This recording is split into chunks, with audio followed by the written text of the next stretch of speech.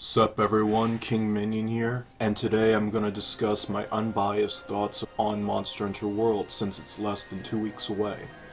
While I talk, enjoy me beating the shit out of Jiraiya with the hammer. If that name is hard to pronounce, then feel free to call him Mudsioth for short, since his official name is way too western, and he's literally a 5th gen Lavasioth in mud.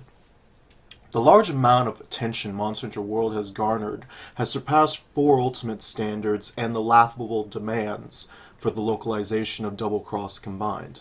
As a guy who started on Freedom Unite and Try when it was Japanese exclusive at its time, I give Capcom a lot of props for the way they've been developing and promoting the Monster Hunter game series throughout the years, even if the Western fanbase has gone to shit during the era of 4th gen.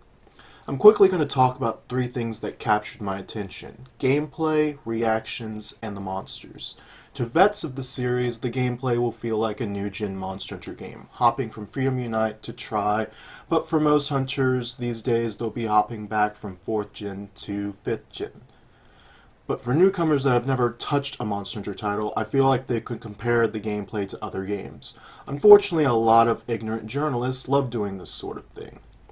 I've read articles that compare Monster Hunter to Dark Souls and other ludicrous comparisons. Then some articles I've read actually have the Monster Hunter director take great sword jabs at Western companies like EA and their loot box microtransaction bullshit. Aside from the rampant stupidity and ignorance growing from World's imminent release, I'm really excited for this game and looking forward to playing it with friends, as a lot of them share the same hype as I do.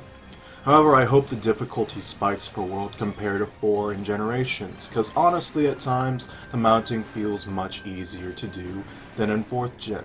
Just keep button mashing and brace when you need to, because it pops up right in front of you. The use of the slinger while hunting is innovative, and I'm curious how it's going to hold up in the speedrunning meta. All the weapon types actually feel great and flow smoothly. As long as there isn't an OP weapon type that outclasses everything, it should be as balanced as 3 Ultimate.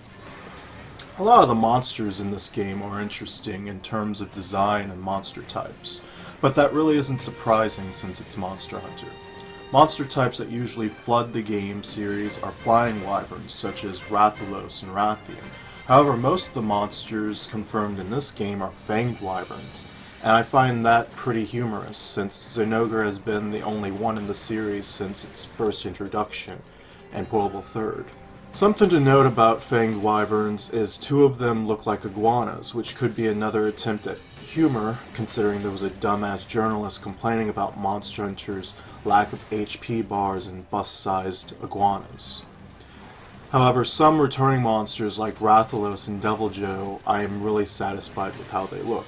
From playing the first 2 World Betas, Rathalos is still absolutely annoying to fight since his moveset is more realistic version to his title King of the Skies. Deviljho, from what I've seen of the free Spring DLC update, looks like the monstrous powerhouse he appeared in Try.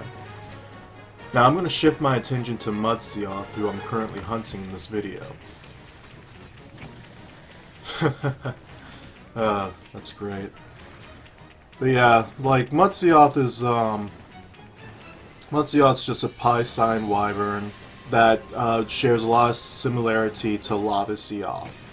Because, like, it's basically a mud Lavasioth. There's no ifs, ands, or buts. He's really, really fun to KO. I have really no problems beating the shit out of this thing. It's probably the most fun I had playing the demo, because I was testing out Hammer a whole lot. By the way, Hammer feels great in this game compared to 4th gen, because 4th gen nerfed Hammer so much. It made Charge Blade OP piece of shit, and have people just suck its dick. But otherwise, Hammer with Para seems really good in this game. I'm curious if status effects will be actually useful for big weapon types such as Great Sword or Hammer. I'm really excited for World coming out. Like, I literally scheduled a day off for this shit. Should have scheduled a week off, but it's whatever. I gotta think realistically. As a personal note for myself and active subs, for video content on this channel, I'm planning to do more videos like this, but more so on a main subject instead of a ramble of several topics, though ranting about several is a lot more fun and allows me to become free of whatever was dwelling on my mind. Either way, I hope you enjoyed this video. I'm planning to create more. Expect a Monster Hunter Theories before this month ends.